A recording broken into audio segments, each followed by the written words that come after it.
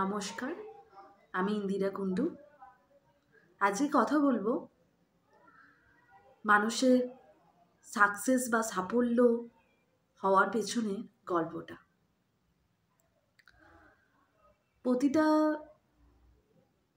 Successful মানুষ বা সুপ্রতিষ্ঠিত মানুষ হওয়ার পেছনের গল্পটা এতটা সুগম হয় না, বা প্রতিটা সুপ্রতিষ্ঠিত বা সাফল্যবান মানুষের পেছনে একটা গল্প থাকে, বাট সেই গল্পটা কেউ জানতে চায় না, বা সেই গল্পটা অজানা থাকে, বা মানুষের জানার আগ্রহ থাকে না। দূর থেকে আসলে সর্ষে ফুল ঘন।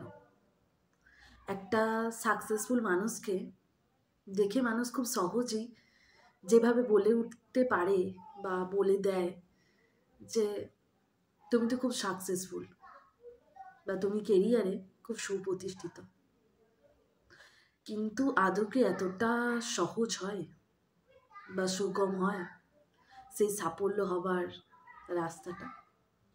এতটাই কি সহজ ছিল সেই সাফল্য হওয়ার রাস্তাটা? সেই হাতে পাওয়া চাঁদের মতো কি সে সাফল্যটা কেউ তাকে হাতে করে এসে দিয়ে গেছে? আদৌ কি তেমন হয়? সাফল্য কি কেউ কাউকে হাতে এসে বা হাতে ধরিয়ে দেয় যে নাও, এ নাও তোমার সাফল্য, তুমি এবার সাফল্যবান হয়ে যাও? এমনটা কি হয়? হয় না।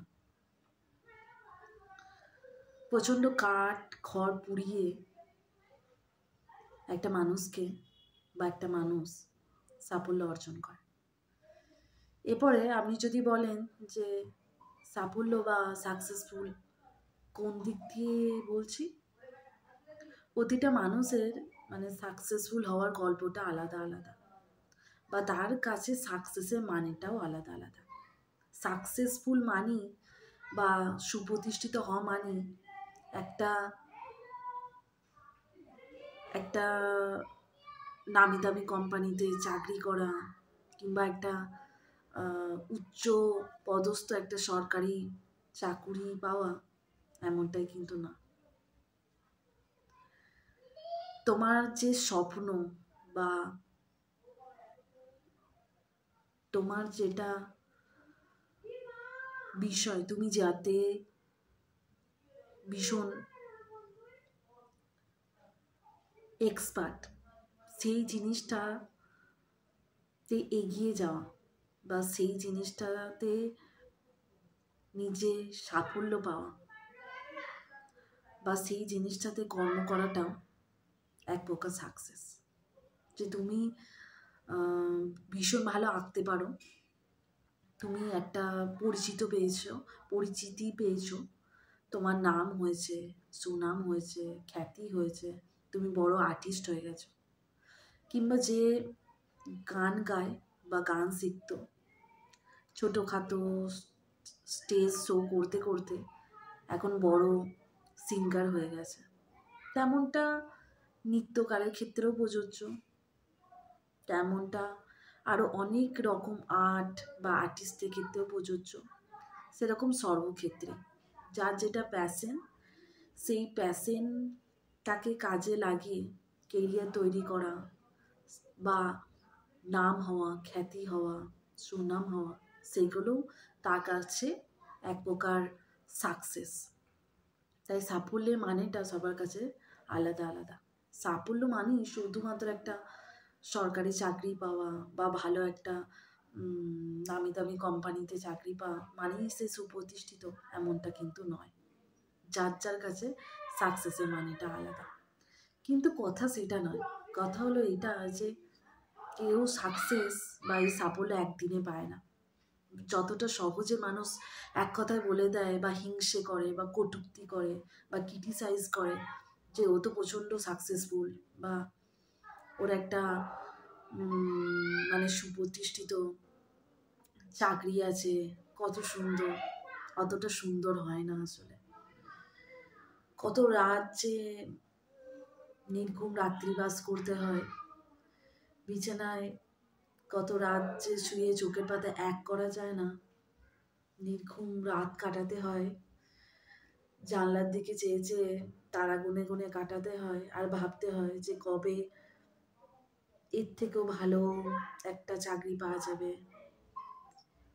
এর থেকেও ভালো পদে যাওয়া যাবে, জব মানে সোয়াইপ করা যাবে, এই কোম্পানি থেকে আরেকটা কোম্পানিতে যেতে হবে, যদি স্যালারিটা আর একটু ইনক্রিজ হতো, স্যালারিটা কবে ইনক্রিজ হবে। এখন প্রাইভেট সেক্টরে জব করছি, গভর্নমেন্ট সেক্টরে বা গভর্নমেন্টের জবটা যদি পাই, সেই চেষ্টা চালিয়ে যাওয়া আর টেনশনে মরে যাওয়া। কর্পোরেট সেক্টরে সারাদিন কাজ করে আসার পরে আবার যে গভর্নমেন্ট জব পায় যারা, সেই মানুষরা ওই কিছুটা বিশ্রামের সময় বা রাত্রে ঘুমাবার আগে সেই বিশ্রাম না নিয়ে পড়ে অদম্য যে বা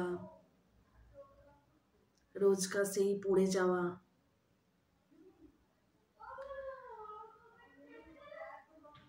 টিউশনির পড়ানো চালিয়ে সেখান থেকে যে টাকা পাওয়া যায় টিউশনি পড়িয়ে, সেই টাকা জমিয়ে সরকারি চাকরি দেবার জন্য বা সরকারি চাকরির জন্য কোচিং নেবার জন্য বই খাতা পত্র দীর্ঘদিন কিনে সরকারি চাকরির জন্য প্রস্তুতি নেওয়াটা, কিংবা যে আর্টিস্ট সে রোজ দিন কাল কি হবে না জেনেও চেষ্টা চালিয়ে যাওয়া যে একদিন সে সাকসেসফুল হবে বা একদিন সে পরিচিতি পাবে, এইভাবে চেষ্টা যে চালিয়ে যাওয়া, না হার মেনে, আর তার যে সেই মস্তিষ্কে রক্তক্ষরণ বা মস্তিষ্কে যে চাপ, সেই গল্পগুলো কেউ খোঁজ নেয় না, সেই গল্পগুলো কেউ জানার চেষ্টা করে না। কতদিন টেবিলে খাবার থেকেও গলা দিয়ে খাবার পাস না হওয়া, খাবার ইচ্ছাটা মরে যাওয়া টেনশনের চোটে, ঠিক কবে হবে, কিভাবে হবে, আদৌ কি পারবো, কতটা পারবো, হলেও কতটা হবে, এই যে চিন্তা। ভালো চাকরি না পাবার আগে পর্যন্ত ডিপ্রেশনে চলে যাওয়া, ডিপ্রেশনে মেডিসিন খেতে খেতে জীবন পার করা, কিংবা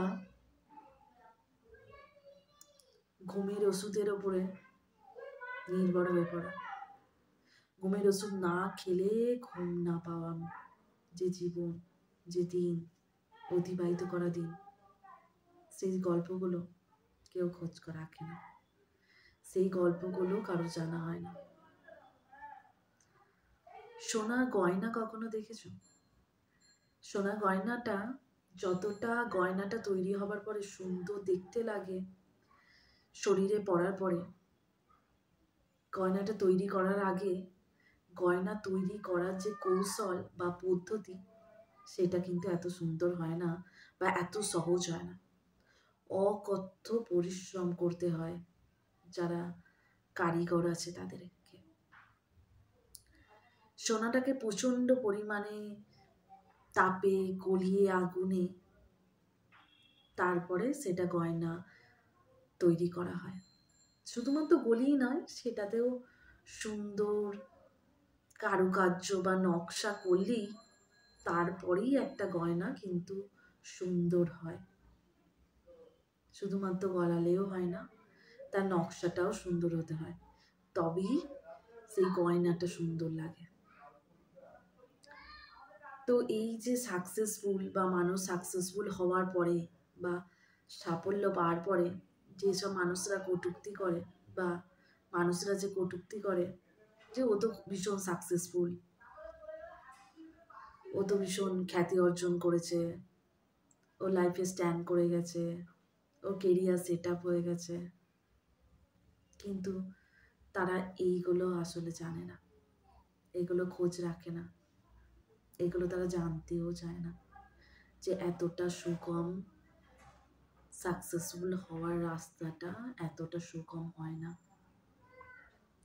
এক একটা সিঁড়ি পার করতে হয়, এক একটা সিঁড়ি পার করে তারপরে সাফল্যের চূড়ায় পৌঁছতে হয় বা পৌঁছানো যায়।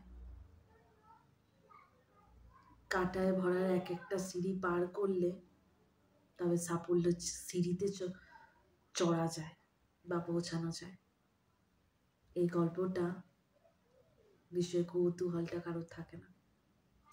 প্রতিটা সাকসেসফুল মানুষ সাকসেসফুল হওয়ার পেছনে একটা গল্প থাকে, একটা ইতিহাস থাকে, একটা মানুষের পুড়ে যাওয়ার ইতিহাস থাকে।